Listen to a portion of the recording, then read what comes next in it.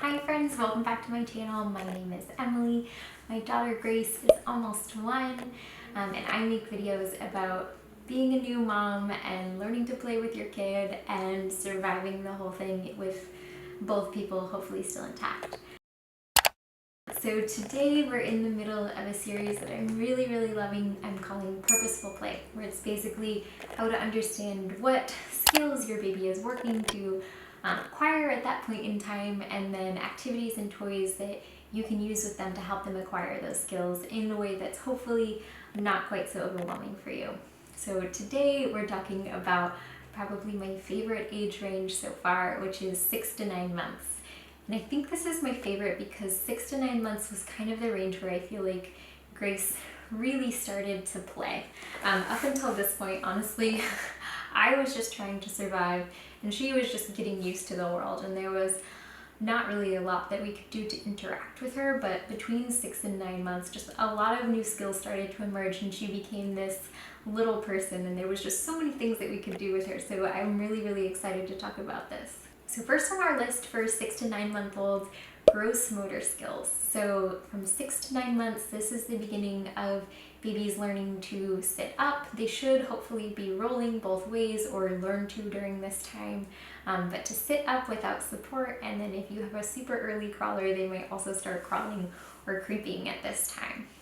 Grace was a potted plant and very content to stay where she was until almost 10 months. We didn't really have to worry about this, but there was a lot of work on her being able to sit up without any support. And the first note I want to get into on this is preventing you from a mistake that we made. So we borrowed a friend's bumbo because we really wanted Grace to be able to kind of like sit up and participate in the world, and we thought that would be a good way to do it. But I have since learned from some occupational therapists and pediatricians that we've talked to that bumbos and other devices that sort of contain your baby and help them to sit up actually aren't very good for them. You want your baby to learn to sit up by themselves. Otherwise, you're sort of putting them in a position where they're doing a skill that they're not actually quite ready for. So don't do what I did. I wouldn't recommend the bumbo. But one thing that I have learned is that when your baby is starting to sit up by themselves, they tend to fall back a lot because they're not quite sturdy. So a good way to do this is to create a non-container container that can help to save your baby from too many topples. What we did was we actually bought a foam ball pit, but it gave her sort of like a soft mattressy place that she could fall over without hurting herself. But I've also seen people use laundry baskets and they'll just line them with towels, or even a lot of times we would just take a few throw pillows or bed pillows and arrange them around her so that if she fell on a pillow. So like I said, at this point babies are learning to sit up without any support. So you want to provide lots and lots of opportunities for them to have engaging things to do while they're learning to sit up. And this brings some of my favorite toys into play. So one of the first toys that you can introduce at this age is a spinning drum. I got mine used on Mercury and I plan on reselling it at some point, but basically baby just sits there, you put it down in front of them and they start to reach out. And there's a little marble in there. This one is particularly great because one of the panels is a mirror and Grace would squeal in delight every time she saw herself. So this was a really great one for encouraging her to practice sitting up and then also work on the balance of reaching out to turn the wheel.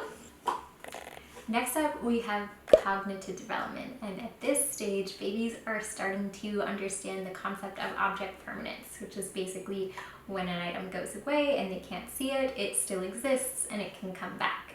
So there's lots of fun ways that you can do different activities to help your baby to understand this, but one of the classics is the Montessori object permanence box.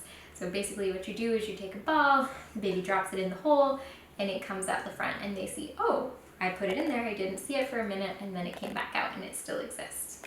There's also lots of free ways that you can do this. You can cut a hole in a box and baby can drop things in and then you can open the box.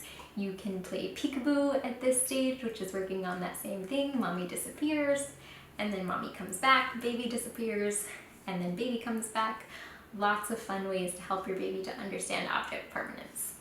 Next up, sensory development. And if I could summarize Grace's play from 6 to 9 months, I would say it was mostly treasure baskets, or as some people would say, stuff in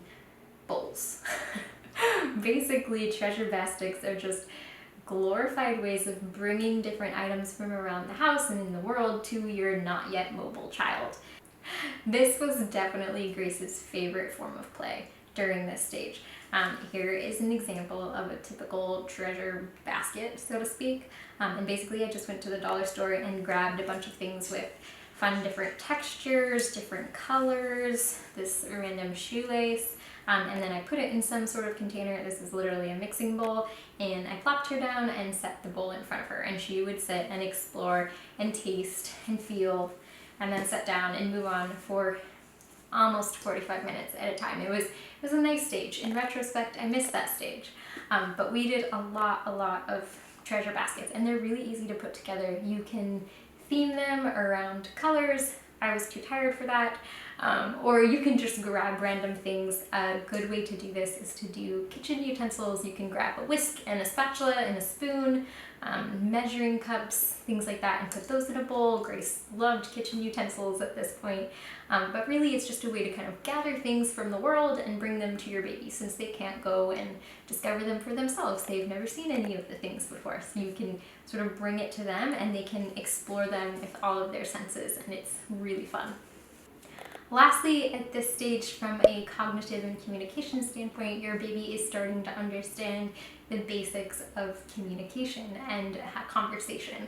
So you'll notice that their sounds will start to come at the same time that you pause speaking. They're starting to understand how a conversation ebbs and flows. So one easy way to sort of encourage this skill is to have proto-conversations, which is basically sitting in front of your baby, asking them a question, telling them a fact, and then pausing and waiting for them to respond with a coo or a shriek, and then responding to those noises. So you're encouraging them to start to understand those basic back and forths of conversation. 6 to 9 months was also the age that Grace started to begin to enjoy books. She didn't really care a lot before then, but this was the age of Baby Shark. We probably read it to her, 10 times a day. Do you want to read Baby Shark? Is that exciting? She couldn't turn the pages yet, but because she was working on sitting up, it was a good encouragement for her to continue maintaining that vertical position, and it was just really fun for us as well. Okay folks, that's all I have for today. I hope you enjoyed that. You're doing great. Have so much fun with the 6 to 9 month phase. I think it is my favorite stage because they are starting to interact with you more and their personality comes out, but they're not yet mobile, so you can still pee by yourself. It's really a great stage, so enjoy, have fun, you're doing great, bye.